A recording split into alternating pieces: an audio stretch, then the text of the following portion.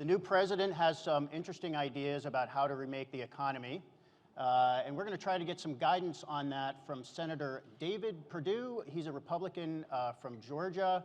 He is joining us from the Russell Senate Office Building. Hello, Senator Perdue. Thank you for being with us. Good morning, Rick. I wish I were there. Yeah, we wish you were here too. We know you have to vote today. You're live on the 10-foot tall screen here at Yahoo Finance. Anyway, I think we should start by pointing out that you are not President Trump's nominee to be Agriculture Secretary. That is your cousin, Sonny Perdue, who is the former governor of Georgia. You're a relative newcomer to the Senate, elected in 2014. You're a rare businessman walking on Capitol Hill. You've been the CEO of Dollar General, before that Reebok, a management consultant. So you bring the perspective of a businessman to politics, and I think our audience will appreciate that. So I want to ask you first about tax reform. This is something a lot of businesses are excited about, but they're also concerned about some of the things they've been hearing. So businesses like the idea of a cut in the corporate tax rate, but they do not like the idea of border taxes, import taxes, and protectionism. So can you give us some guidance about how you think this is likely to go through Congress? Well, first, Rick, let's put it in perspective. Why are we talking about tax in the first place? The reason we're talking about tax is to grow the economy, which this White House has said is job one.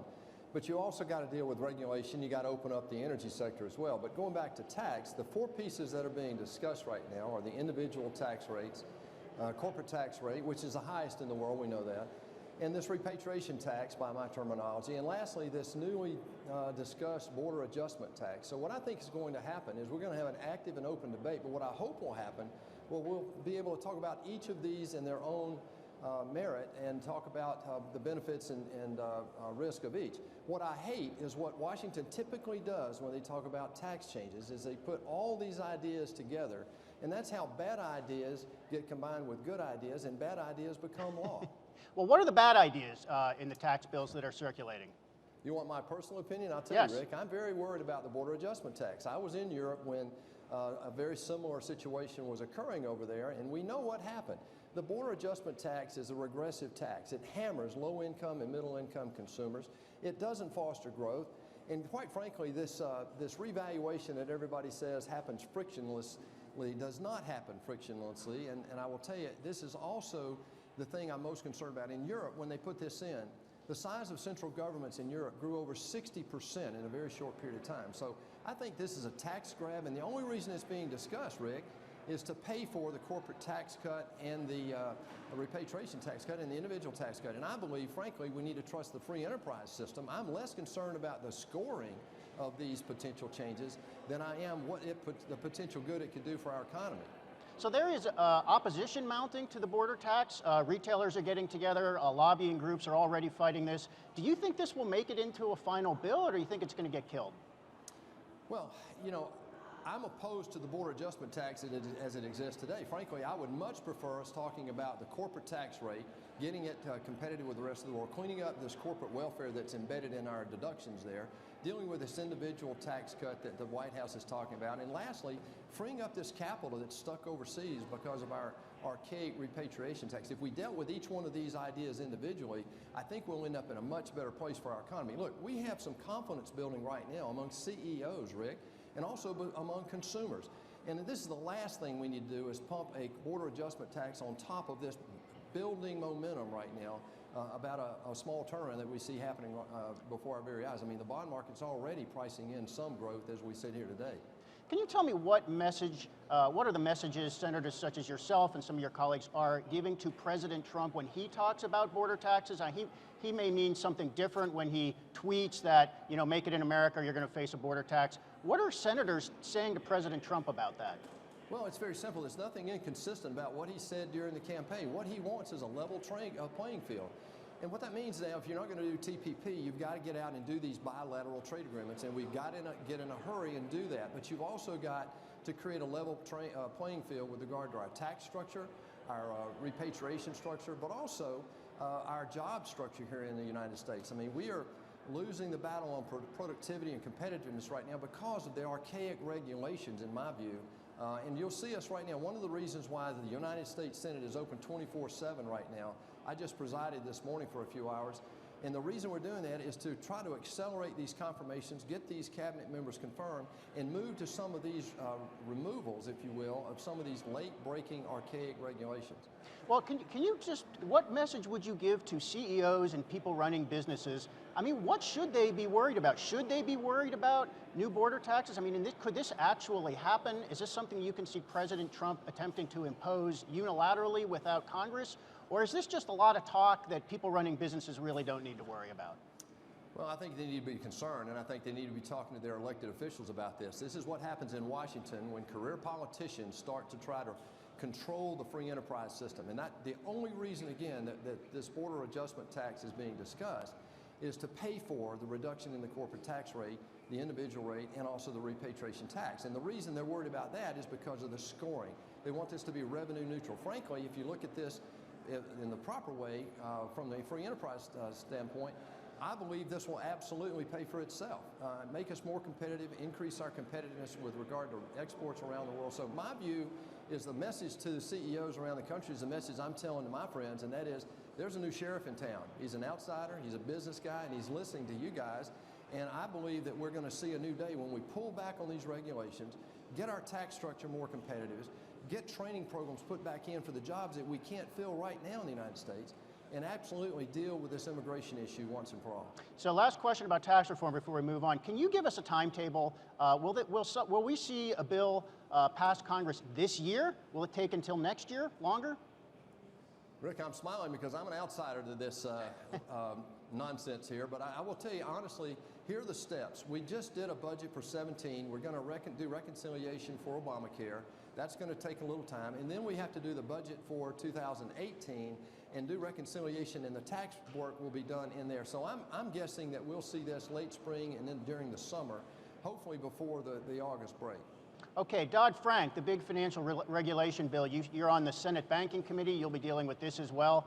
What do you think is likely here? Are we likely to see an effort to completely repeal that bill or just amend it in some way?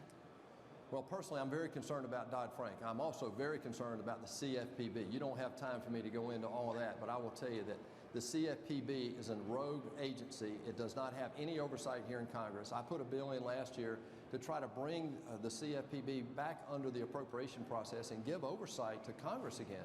Right now, the people of the United States have no oversight on that. Inside Dodd-Frank, if job one is to grow the economy, I believe we have to look at these reserve requirements for community banks and regional banks, because that is stopping the free flow of new capital to small businesses. And we know small businesses are the engine for job creation right now in this early turnaround. Can you give us a timetable on that kind of legislation? Well, I think you've got to see the bigger movement on tax first. I think that's what the House is moving on right now. But clearly this year we hope to get to some pieces of Dodd-Frank. Whether we can get to a full repeal or not, I don't know. But I believe there are things within Dodd-Frank that we might be able to get bipartisan support to get movement back in the local communities where they're having trouble getting capital. Remember, this economic miracle the last 70 years, in my opinion, was built on innovation, capital formation, and the rule of law.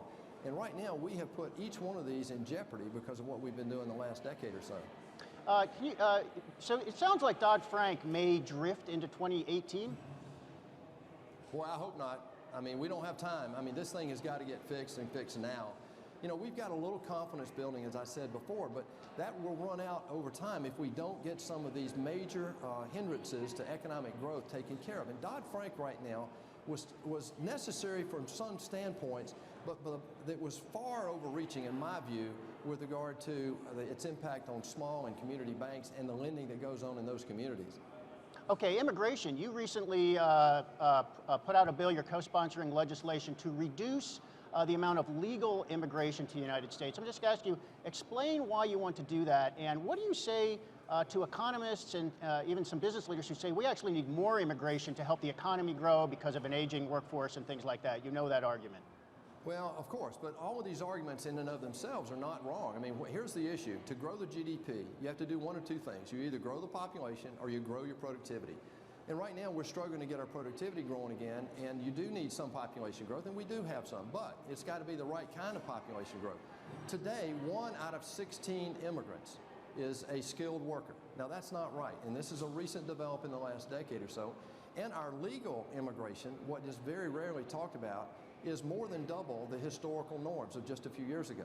So our bill is a first step of a multi-step effort to try to deal with the global immigration problem, not only getting the right kind of people coming in and providing a refuge for refugees and so forth, and having a compassionate, comprehensive immigration program, but also a work-based immigration program that helps our economy. Oh, okay. So you want to basically focus this to get more skilled immigrants or higher skilled immigrants? Is that the idea? Well, there are several steps, Rick. The first step is dealing with family immigration, and that does reduce the overall immigration back to historical norms. The second effort will be in work-related immigration, dealing with H-2A, H-1B, H-2B programs, EB programs, and trying to get the right skilled workers in here that our economy needs. I think we need a worker visa program, but we also have to get E-Verify perfected and employed. And I believe there are ways to do that to help satisfy the industries that are struggling to get labor right now.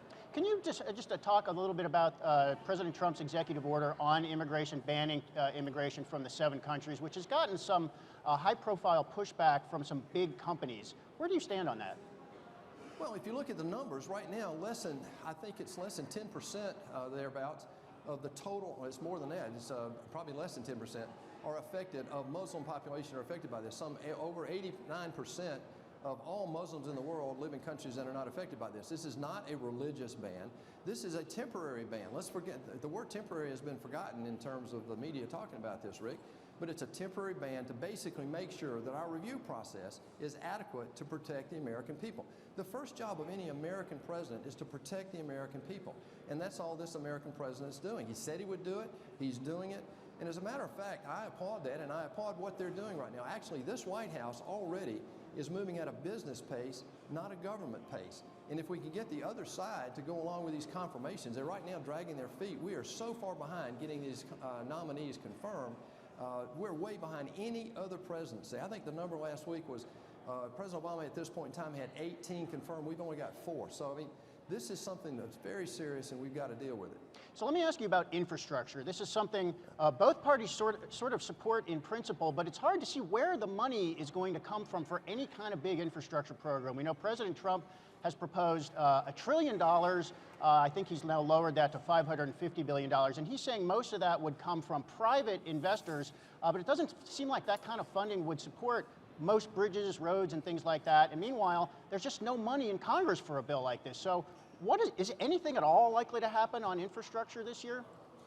You know, Rick, Lee Kuan Yew, who was a prime minister of Singapore, created an economic miracle there several decades ago, and he built it on 4 principles. One, you had to have clean, potable water, cheap electricity, world-class infrastructure, and an educated workforce. And we've let all 4 of those issues flounder in the United States in the last several decades, and we've got to deal with those. One of those is infrastructure. If you want to grow the economy, I believe we do need to invest in infrastructure, but they need to be in projects that show a return.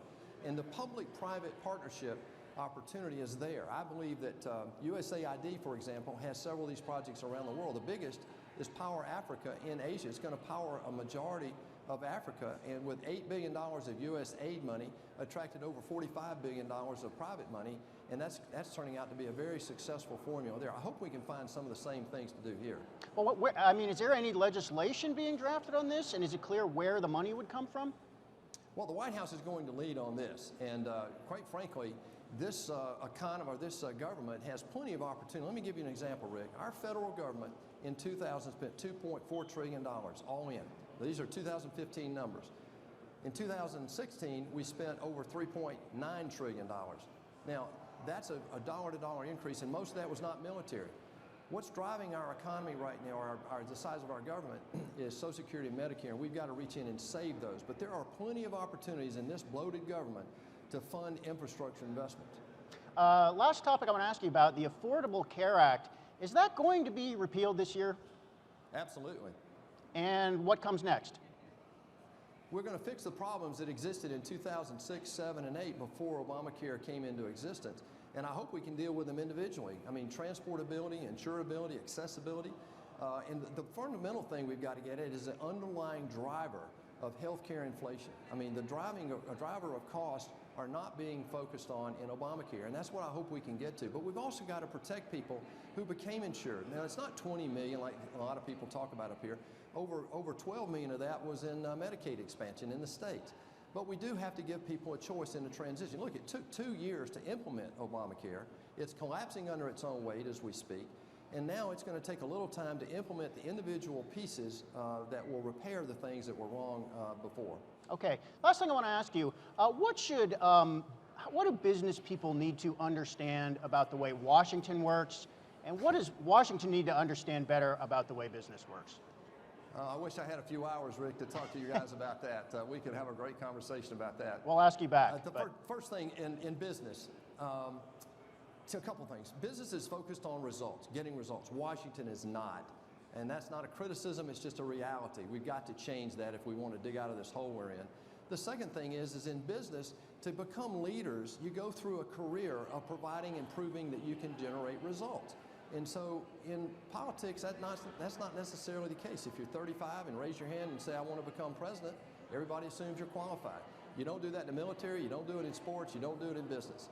So I believe there's some fundamental changes that need to come here. Frankly, I put a term limit bill in the first week I was up here. Didn't get a lot of traction up here, but you know, we're still fighting that battle. And by the way, that was the #1 item on the 100-day list of President Trump. So we're anxious to get at some of these issues to make government work a little more like business, frankly. Listen, David Perdue, that was a great overview of what's likely to happen in Washington this year. Thank you very much for joining us. Thanks, Rick. Good morning, guys. See ya.